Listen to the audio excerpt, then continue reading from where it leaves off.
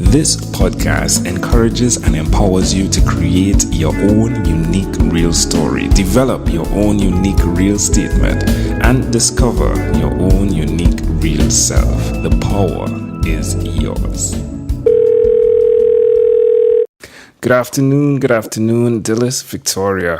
How are you doing on this wonderful, beautiful afternoon?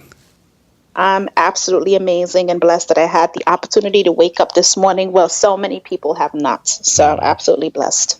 I'm glad to hear that. What part of the world are you in right now? I am in Savannah, Georgia. Sweet. Today I was supposed to speak with someone and she made her way onto the podcast and, she was just a bit like she was scrambling for things. And she said, Angel, I just need to share just giving you everything that's going on. But my house burned down. So, but I wanted to show up for this conversation.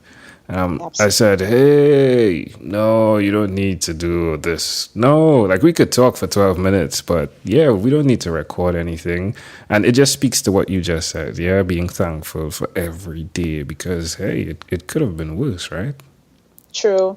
I remember 8 years ago, I had a near-death experience and that changed the trajectory of my life. So I learned to just live present in each moment of my life and just do things that make me happy and make my heart smile because my life could have just ended just like that. So I learned from those experiences. Learning is important. Learning quickly is even more important, I think. Who did you learn that from, that ability to learn and adapt? I think I have a very old soul and I was raised by my grandparents in Belize. My mom's from Belize, my father's from Haiti.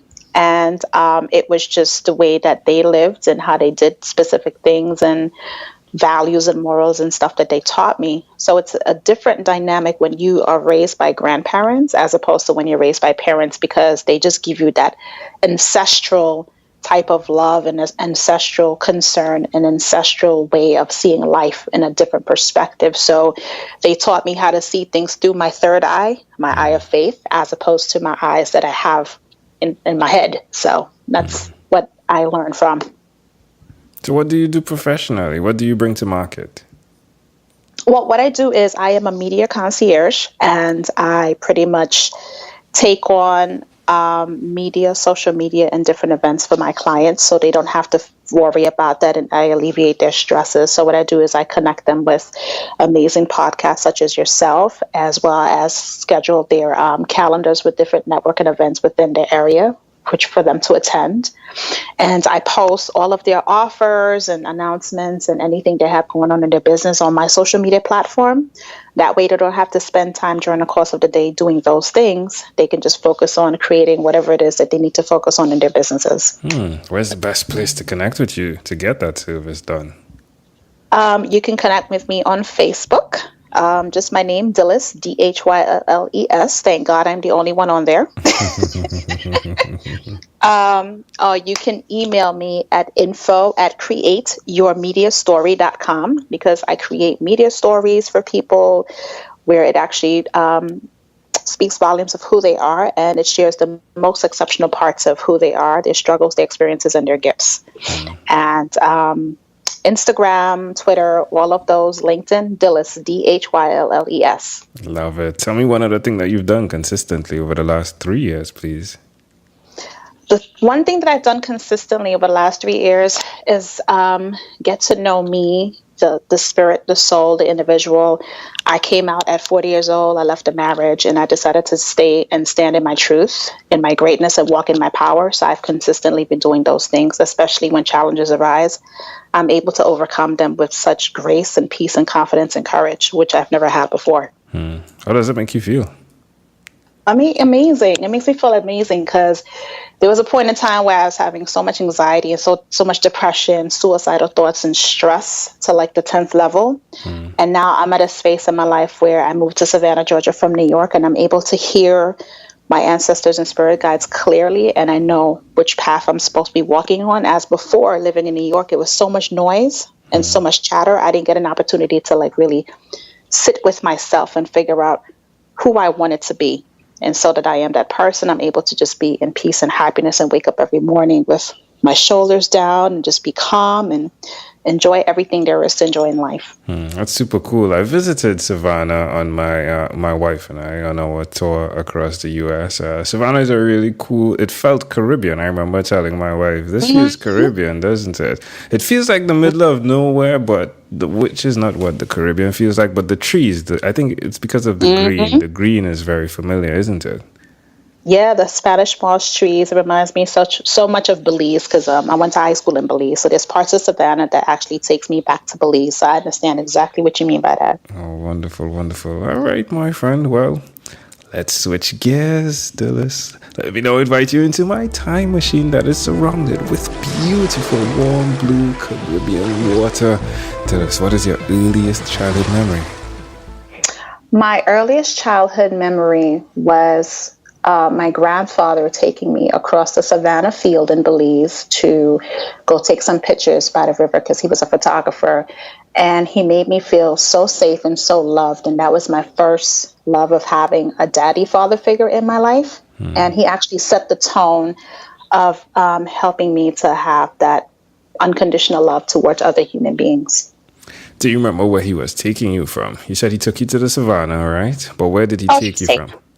From home. We were going home to the Savannah. Okay. Because Savannah was like right behind the house in Belize. Oh, you're talking about like, all right, what we would call in Trinidad the playground, right? So, okay. Yeah. All right. I understand it now. How do you see that memory connecting to who you are today? It allows me to sit down with people and have a conversation with them and allow them to tell me about themselves and just get in tune with their energy and their spirit and come from a space of compassion as opposed to just a space of judgment. And that's what I learned from that specific scenario there, because he was always out and about in town, taking pictures of different people. There was so much diversity and he was just welcoming and warm. And it was a safe space. So I try my best when I'm speaking to people to allow them to just give themselves permission to be a safe space with me when I'm speaking to them. Super cool. Can I offer an interpretation to the thought picture you created in my mind with that memory? All right, here we go. I'm fascinated by the fact that you moved from New York to Savannah. And again, it's like play on the words, right? I mean, your grandfather moved you carried you, right? From the front, even though he was the city guy, right? He was the city guy taking the pictures, right? To the Savannah. And I'm just fascinated by how in life, sometimes the thing that will bring a great value is doing that, making the choice to move to a space that's right there in our life, like that place where we can look for serenity, that place where we can look for peace. And that in itself opens us up to so much more. So doing less, right? And again, I love the play on Savannah in every part of your life.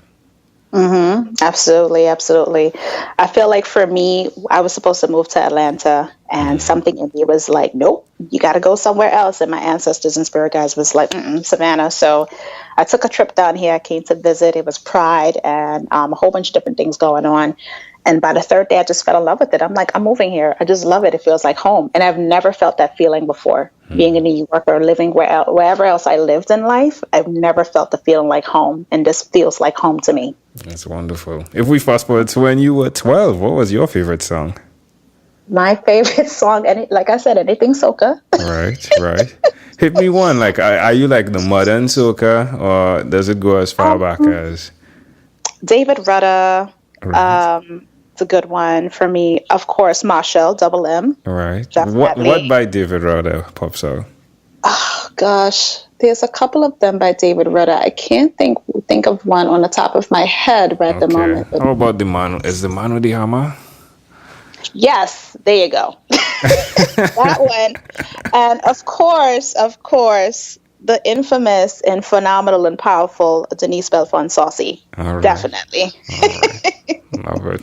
All right, Dhylles. Well, we've arrived at our destination. But before we get off of this time machine, there's a small declaration form. So it's yes or no. We're going to move pretty quickly here. Are you ready?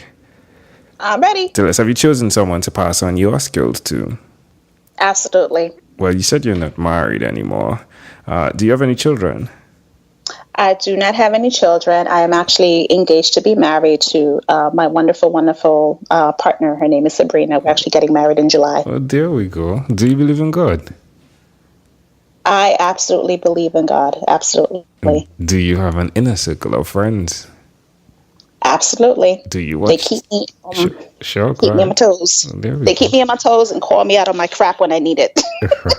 Do you watch TV for more than 3 hours a day? I do not watch TV, and the reason why I don't watch TV is because I'm an empath, and I pick up on all the energy and all the pain and hurt taking place in the world. So to prevent that from happening, where I can actually focus and have clarity, I choose not to watch TV.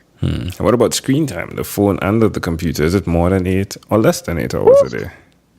I try to limit it to 8 hours a day. If I have deadlines for clients, then it's probably going to be about 12 hours. But for the most part, I try to limit it to 8 hours. All right. So if you had to share with us your own unique real statement, a statement that represents who you are, what would you say that is? That is living in my legacy as opposed to leaving a legacy, and taking every moment of my life and creating whatever it is in my heart to create. Love it. Dhylles Victoria, this was such a great pleasure. Before you leave, is there anything else you'd like to share with our amazing audience? To just live life every single day to the best of your ability. We know our birth date and we don't know our death date. And until that time comes, make sure that you allow all those dreams to be your reality. Dhylles Victoria, thank you, my friend, for being on What is Inspired by 12-Minute Convos with Angel Jones. Thank you. I appreciate it. You're welcome. This segment has been brought to you by Amazon Enterprise.